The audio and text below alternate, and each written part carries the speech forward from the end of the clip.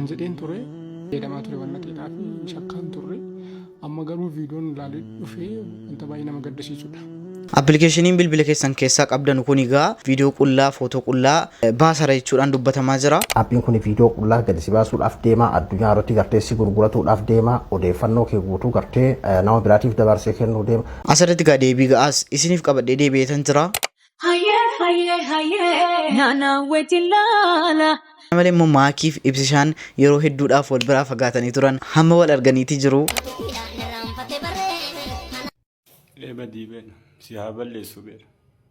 Oromoo qaqqabaa fi adaraa mucaa kana.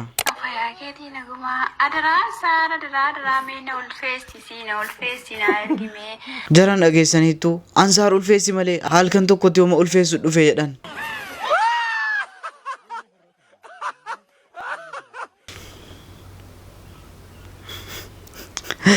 Assalamualaikum warahmatullahi wabarakatuh. Kabajamtoota Oro Show akkam naaf jirtu sirun jireenya aafiyaan akkam isiniin jedha har'as viidiyoo kabaraatiin isinii deebi'eetan jira maaliif kolfaa nutti dhufte hin jedhinaa malee jechaadha. Baay'ee narviin jechaadha kan kolfaa xiqqoo fayyadama jedhan qaamni keenya narviin kan kolfaaf xiqqoo fayyadama jedhan garuu immoo atu bohuu barbaanne jechaadha narvii hedduu fayyadama garuu immoo boo'ichi al tokko tokko immoo dawaadha jedhan isinii galee boohaa al tokko boo'ichi dawaadha jedhamu saayinsiin isinii galee al tokko tokko gaa hin boonyaa wajjin sagantaa baafannee hin boonyaa miti Oromoo miti egaa har'as viidiyoo kabaraatiin isinii deebi'eetan jira akkuma beekamu viidiyoo bobbaarsu bashanii kan fataa zanaattiin jennu kan samoona kana sooshaal miidiyaa achi facha deemaa jiran kan rukutamuu qabu rukunnaa kan yaada irratti kennamuu qabu yaadatti kenninaa hamma xumura viidiyootinaa waliin turuun dagatinaa jechaadha komentii keessan immoo babarreessuun dagatinaa waanuma tokko tokko babarreessuun dagatinaa jechaadha kanaaf reen mugar chaanalii kanaatti haarawaa dhuftan ani ko Oromoo miiliyoona 60 keessaa 50 qofate 50 qofate subscribe na godhe nama hedduu tokko nama gaddisiise hin jiru Oromoon kumni dhibbi YouTube kanarra hin jiru meeme jira jedhaa subscribe gochuun dagatina gara viidiyoo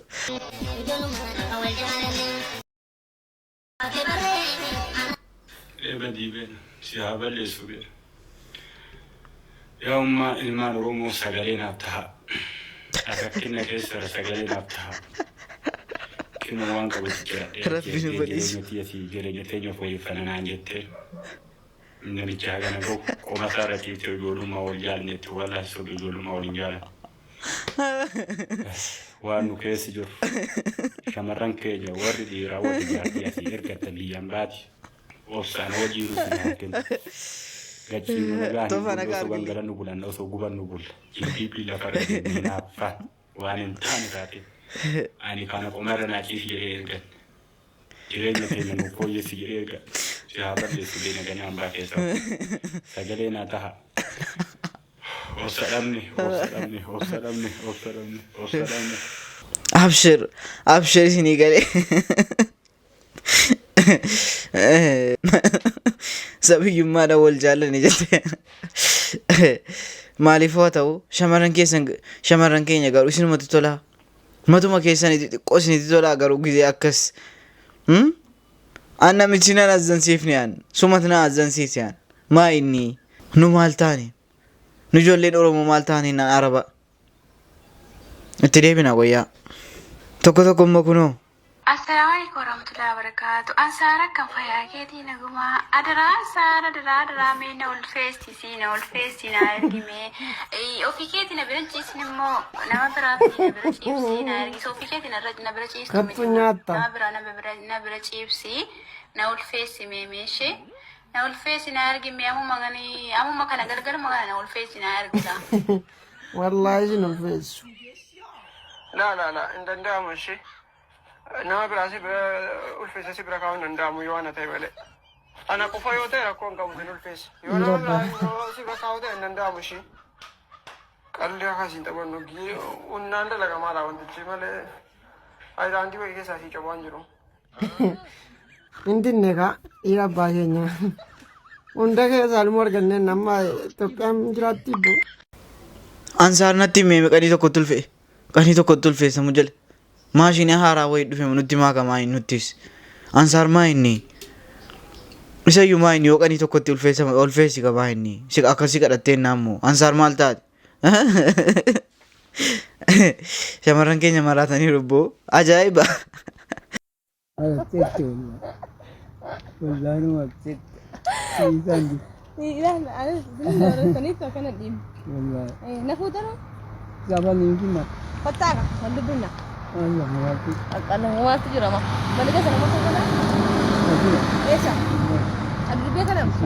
Aku jendela mak. Sini sih. Tak. Itu soal demi. Karena di mana buat tu? Esa dah temu. Adam, mana kamu? Mali. Ini makanan berbeda kamu. Cuma ke kodim. Ana asis sini juru. Jadi. Anu asis sini juru. Lamu wala ganni ma. Wala ganni. Kuna ba mana kasih nargat. Lakka.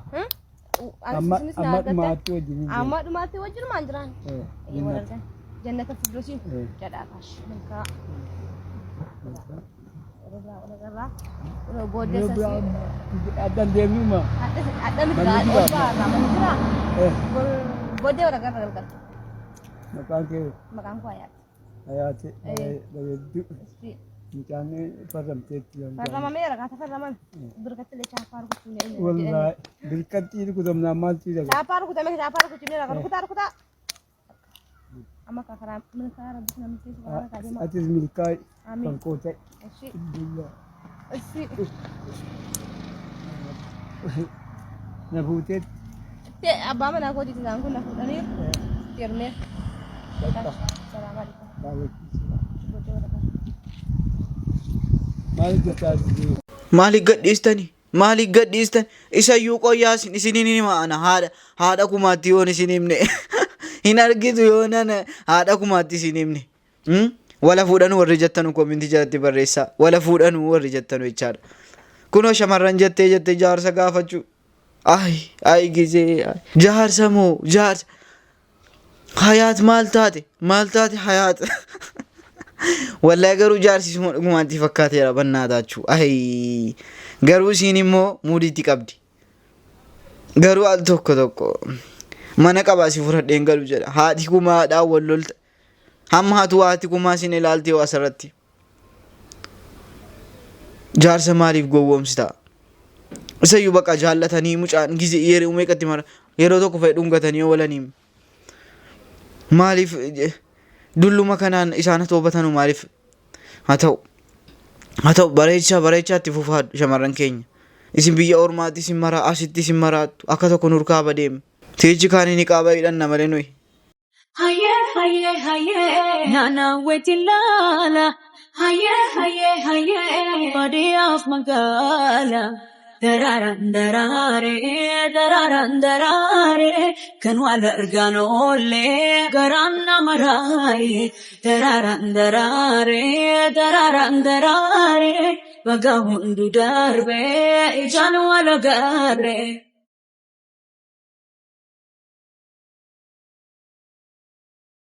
Egaa akkuma asirratti argitan ibsishaaf maakii wal arganii jiru garuu ichaadha warri akkas walirraa baddanii kaatanii ji'a meeqa bodoo hincimu garuu hincimu maaliif isayyuu isin ibsishaadhaan maakiin akka yaadaatte jechaadha maaliif wal biratti yookaan biyyatti galtanii wal biratti fo'aa jettanii hin jiraattanu maaliif sirriitti wal biratti galtanii hin jiraattanu jechuun maa hammam jiraannaafi maa hinni isayyuu hammaan booda wal biraan deeminaa isuma dhugumaa jechaadha. Ani maakii biraan ibsishaa biraan yoo ilaalaa jiraate wal biraan deeminaa ibsishaa wal biraan deeminaa atiif maakiin jechaadha. Kan torbee kana immoo miidiyaarra deddeemaa ture aappiin tokko viidiyoo qullaa gadi baasaara jechuudhaan waan hedduu dubbatamaa ture mee ilaallee walitti deebina. An jedheen ture an waan naagale waan fayyadamaa ture waan ta'eedhaa fi shakkaan turre amma garuu viidiyoon ilaalee dhufee wanta baay'ee nama gaddisiisudha. Dhimma appilikeeshinii kana wal qabatee suuraan keessan hundisaa namoonni waan kana fayyadamtanii suuraa viidiyoo hojjetan viidiyoon keessanis akka jiru maaltu akka jiru amma viidiyoo tokko laa'ee dhufe baay'een gadde viidiyoon hojjedhe irratti dhiifama isin gaafadha hojjedheen ture maaliif shakkini akka nama tokkotti. So viidiyoo cileemsa yaaluu dandeessu. Warri bitalee Itoophiyaan akka jiru AI fayyadamachuu hin danda'amu sa'aatii kanatti. Alaabaan hin gaddaa immoo namoota baay'ee rakkoo keessa jira. So amma namni kana danda'u sirreessuudhaaf yaalaa jira. Eessatti akka walitti qabame telegiraamii irratti, guruupii irratti, chaanaal irratti I don't know. Na waan isinitti agarsiisu keessaa kan amma namicha amma arginu dhufeen isinitti agarsiisa. Gabaabaadha. Ilaalama danda'ameen inni gaafa nutti agarsiisuuf jedhee bilbila fuudhee dhufu bilbilli isaa chaarjii qaba. Hin soba ta'e dhugaa dubbata ta'e hin beekan. Paartiituu itti nuufa ta'e hin beekan. Amma ilaale halkanidha amma. Sa'aatiin deemeera. So adda baaseen dhufaa yoon jedhee immoo yoona namtichi viidiyoo gadi lakkisu. Kanaaf achuma irratti maal godhee hin sobaa. An dhugaasii ammasitti ilaalee mudhumatti ilaalee nan shawwadame ijoolleen goyoomsedhee baay'een ofitti gadde. Na rakkoon tokko hin jiru jemanaa hin nagaadha. Fayyadamaa jechuudha maaf isin hojjedhe. Galatoma dhiifama sinnaa isuu kootiif. Baay'ee namoonni tokko akkas jedhanii gadhiisaaranii garuu immoo wanti kun soba akka ta'es namoonni tokko ibsaa jiranii garuu akka yaada kiyyaatti jechaadha. Viidiyoo qullaa poost godha jedheetanii yaadu. Yoo arfuun jirra nagaa keessan duraan dursee obboleewwan koo warra dhiiraati jajjabina isiniif haalaa kun jedha. Kuni wanta baay'ee nama gaddisiisudha. Homaa muti bakka jirtanitti of jajjabeessaa malee hin gaddinaayi. Tokko immoo of ajjeesuuf kaataadhaan gara lagaatitti of hin ajjeesini.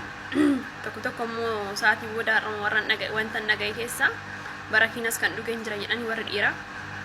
Nuginaa homaa muti maaliif hojjettanii wanta kana namni fayyadamne hin jiru. Dhumni isaa akkana ta'a jedhanii har'a jalqabee ganama sa'aatii 2 irraa jalqabee ta warra faaxitee illee yookaan immoo kan warra shamarrootaatis torbee lamaan booda hin dhufa. Jajjabina obboleewwan warra dhiiraa keenyarraa babbaradhaa of hin ajjeesinaa isiniin jechuu barbaada. Asuma itti maal lama rarraafanne moo haadhoo koo inni lama rarraafanne moo inni nu of ajjeefnu inni nu ajjeefnu lama ani koo wanti na dhibu jechaadha. Haasaadhuma akkasii eessaa fiddanii akka dubbattan hin beeku. Meemee ibsa bal'inaan ta'e meemee asirratti dhaggeeffannee walitti deebina. Appiin kun viidiyoo qullaa gadi si baasuudhaaf deema addunyaa irratti gartee si gurguratuudhaaf deema odeeffannoo kee guutuu gartee nama biraatiif dabarsee kennuu deema kan jedhu odeeffannoolee garaagaraatu asirratti deemaatiin jira. Waa'ee appii kanaatiin wal qabatee mee maal of eeggatuu qabna maal gadi nu baasuuf deema suuraa nuti irratti galchinu kun eessa dhaquudhaaf deema akkam nu godhuu deema boru waan jedhu odeeffannoo murteessaadha. Obsaan dhaggeeffadhu viidiyoo hanga dhumaatitti akkasuma isa qofaame appiidhaan fayyadamnu kana keessa appiin nuti sodaachuu qabnu kan nuti eeggachuu qabnu kan nuti irraa of eeguu qabnu kan viidiyoon kun akka nama hedduu bira ga'uuf illee shirnaa gootaan hedduuta kana gammachiisa. Tole appiin kun Jamanaayi jedhama namni yeroo har'aan tanaa appii kana argaan hin qabanne hin jiru. Waa'ee gartee footoo fi viidiyoo mantoota gartee anaa fi atii tarii itti fayyadamnu kana qofa osoo yaa ta'e namoota gurguddaa gartee daataalee adda addaatiin waa uuman waa kalaqantu itti fayyadamaatiin jira jechuudha. AI'dhaan kan inni nama tajaajilu jechuudha. Namuu akkaatuma gartee itti fayyadama isaatiin of madaaluu danda'a. Akka footoo itti fayyadamullee footoo saniin jechuudha. Appiin kun dhaabbata Google yookiin alfaabeetii jalatti kan bulu dhaabbata gartee top 4 arrantan akka addunyaatti afuraffaarra jira dhaabbanni Google jechuudha. Abbootiin qabeenyaa isaanii Ameerikaa USA dha seera Ameerikaatiin jechuudha kan inni bulu. Waa'ee footoo haa dubbannu footoo kee kana gartee fakkeenyaaf boruu qullaa itti ufarri deemtaa anasirratti afaan guuttadhee waan hin siimu dhaabbata Google kan addunyaa irraa afuraffaarra jiru osoo hin ta'in waanuma Ameerikaa keessaanas bahee Ameerikaa jibbuu dandeessa. Anaatilee Ameerikaa jibbuu dandeenya. Ameerikaan akkasii Ameerikaan akkanallee sababa adda addaatti himachuu dandeenya. Garuu dhugaa namaa tokko jibbuu hin qabdu jechuudha. Appii tokko isa madaalumaafuu jalqaba akkamitti fayyadama isaa irratti seerri isaa akkamii kaampaanii kamiin hojjetame dhaabbata kamiin hojjetame abbootiin qabeenyaa yookiin gartee hayyoonni waan kana tolchan biyya kam keessa maaliif jennaan biyya sanii seera biyya saniitiin kan inni bulu waan ta'eef waa'een appii Jamanaayitiin wal qabatee odeeffannoo guuraa odeeffannoo akkas godhaa viidiyoo qullaattu gabbaawwan jedhamu kijiba. soba waa'ee appii kanaatti wal qabatee ati itti fayyadama irratti wanni ati irraa of eeggachuu qabdu kan seetingii sirreeffachuu qabdu jira amma fakkeenyaaf waa'ee AI itti wal qabatee akkam AI maal itti fayyadama fakkeenyaaf amma suuraa kee yookiin viidiyoo kee yookiin sagalee kee jechuudha leenjii irratti kennuudhaaf beeksisaaf gurgurtaaf akka dhaabbata Google akka gartee seera Ameerikaa kan inni ittiin bulaa jiru jettillee akka kee viidiyoo kee sagalee kee hayyama keetii ala abbaan fedhe itti fayyadamu gurgurtaafillee beeksisaafillee itti fayyadamuu hin danda'u jechuudha seeraan dhoorgaadha garuu ammoo akka san godhaniif siitingiin ati gartee osoo hin beekin fa'aa ofitti bantu yookiin ammoo beekaallee hayyamuu kan dandeessu jira tole mee isaasuma dhiifnamma miidiyaan hamaan yeroo har'aan tanaati eeggachuu qabdu yoo dhuguma gartee eeggachuudhaaf ka deemtu taate tiktaakiin eeggadhu kapkaat eeggadhu akkasuma dhaabbata telegiraam kan yeroo siin jedhu waan ka Ameerikaan ta'iniif waan ka Chaayinaa ta'eef waan ka Raashiyaa ta'eef miti fakkeenyaaf bara 2025 kana keessa dhaabbanni gartee Baayidaansii jedhamu kan amma gartee tiktaak ka Chaayinaa kun jechuudha seera tumatee seera karaa mootummaatiin beeksifatee hojiirra oole jechuudha fotoo kee viidiyoo kee waan barbaadeef itti fayyadamu leenjii fedheef itti fayyadamu gurgurtaa fedheef itti fayyadamu ati bakka barbaadetti uf arguu dandeessa jechuudha guutuu isaa seeraan hojiirra oolchanii karaa seera qabeessaan akkasitti jiran jechuudha waan ati keessoodhaan fayyadamtu miseejii keessooti jettee isaan harka akka jiru asumaanuu tole ka tiktaak akkasi seera itti baafatan isiniin jedheetiin jira tole ka biraa ammoo telegiraam amma telegiraamni yeroo garagaraatitti fakkeenyaaf akka gartee daataa uummataa akka dabarsee gartee kennuufi akkasuma yeroo garagaraatitti akka haakaroota adda addaatiin qabatamaan anaaf irratti illee nama hedduutu fudhatte argama seetingiileen hamaan ammoo gartee as keessatti kan nama hidhuu danda'u kan akkamii kami kan ofirraa cufuu qabdu wantoota amma jedhan kanaaf illee kan si saaxilu aga tokko jira agarsiisuu kana illee gahuu baate isa kana irratti yoo fedhii qabaatan viidiyoo biraa isiniif waraaba komanti jedhannaa barreessaa egaa deebii gahaa isiniif kennee dheeta yaada anyway isin viidiyoo qullaa waan arge baay'isee gaalaarii keessa isin kaawwatinaa ergaan guddaan jiru kana maaliif gaalaarii keessa gaafa kaawwattan appilikeeshinii garaagaraatu jiru kan gaalaarii keessa ilaaluu danda'anu hedduutu jiru kanaaf haala danda'ameen qullaa osoo kaa'uu dhiiftanii gaariidha. Ergaan koo guddaan jecha dhiisaa jennee dadhabnee keessattuu shamarroota malee kan dhiiraa wanni barbaadan jiru. Egaa viidiyoon irraa qabadee dhufe kana fakkaata. Isinitti baree isin barsiisee isin gammachiisee dheeta yaada keessa koomentii irratti naaf barreessuu hin dagatina. Haga viidiyoo kabiraatii walitti deemuutti yoo viidiyoo kana laayik hin goone laayik gochuu hin dagatina. Oroo shawuu baay'ee.